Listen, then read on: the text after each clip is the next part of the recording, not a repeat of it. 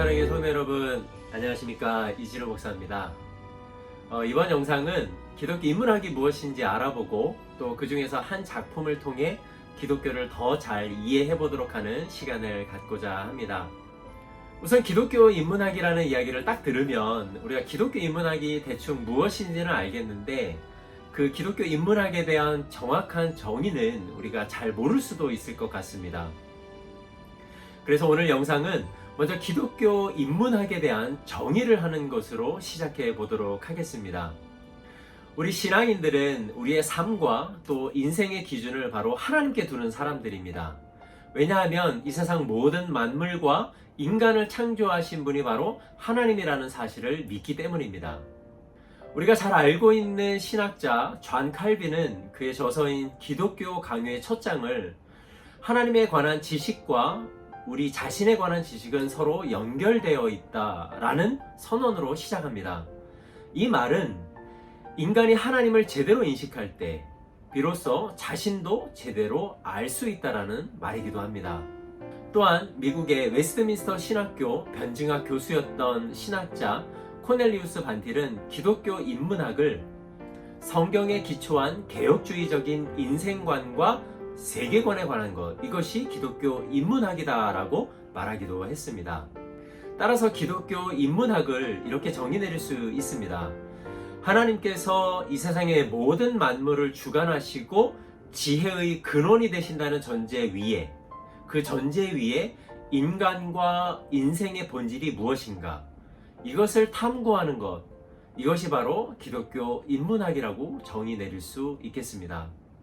이런 목적 아래 기독교 인문학은 시대의 의식을 반영하여 어떤 사상 혹은 특정 정치적 색채나 편견이 아닌 바로 하나님의 관점인 기독교 세계관, 이 기독교 세계관을 통해 인간이 직면한 삶, 그 삶에서 찾아오는 문제들을 바라보는 것입니다.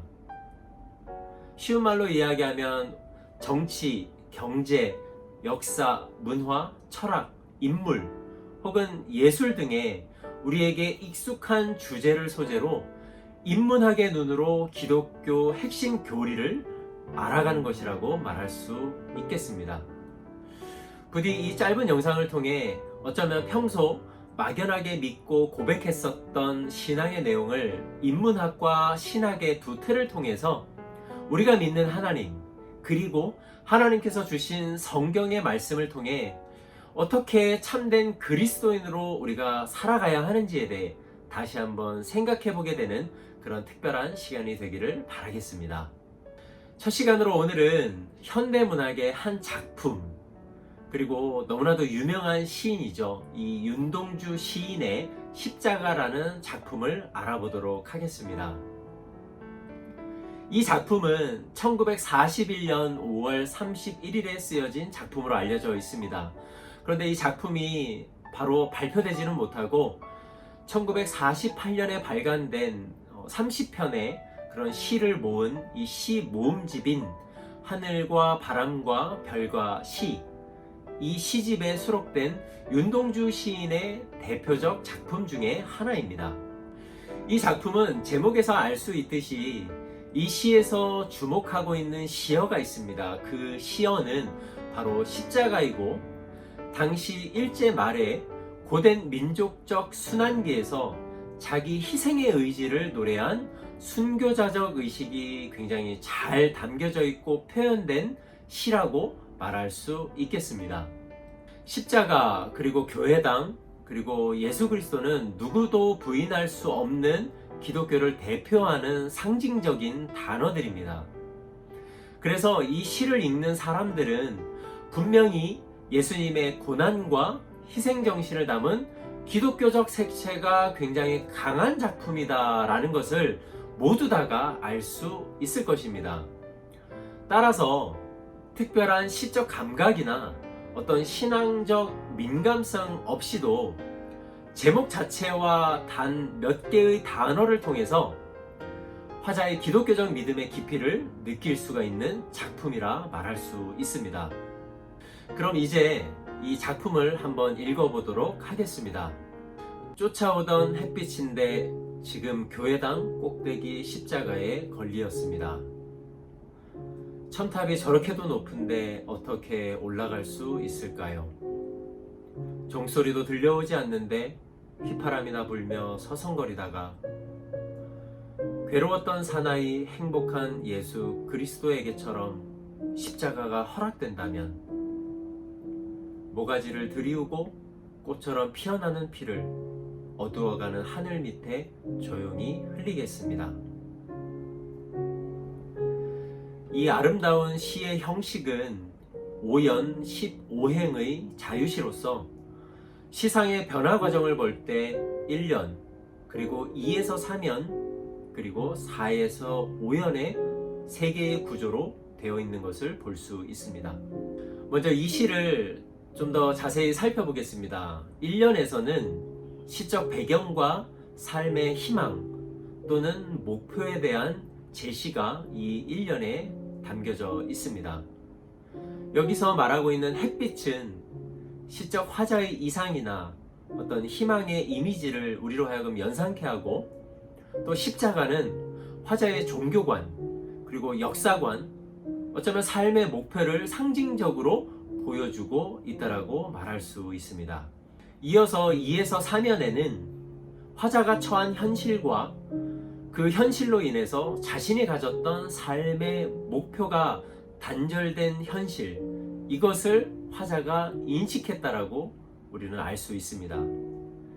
이 부분에서 특히 우리가 엿볼 수 있는 것은 나약한 인간으로서의 고뇌와 갈등이 고스란히 이 2연과 3연에 담겨져 있다는 것입니다.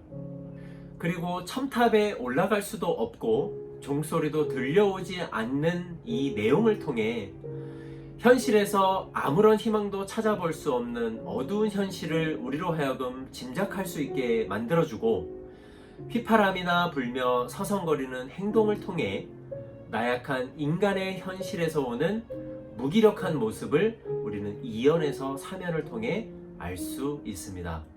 마지막 4에서 5연에는 암울한 현실 속에서 반전을 기대하면서 예수님의 순환과 속죄의 양의식을 드러내고 있습니다.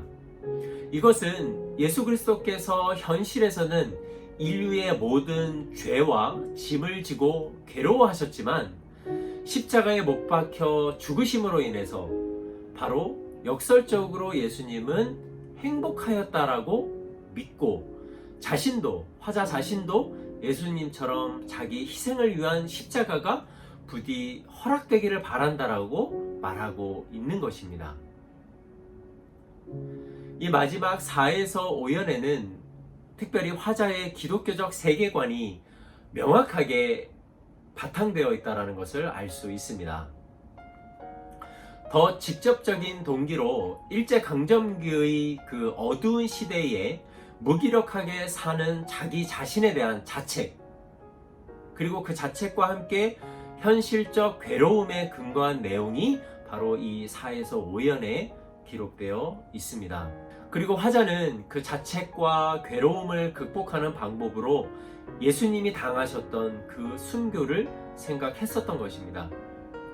이것은 당시 일제치하에 있는 민족을 위해서 화자 자신이 스스로 목을 내어 피를 흘릴 희생을 감수하겠다라는 어떤 윤동주 시인의 소명이 굉장히 잘 담겨져 있는 그런 내용이기도 합니다.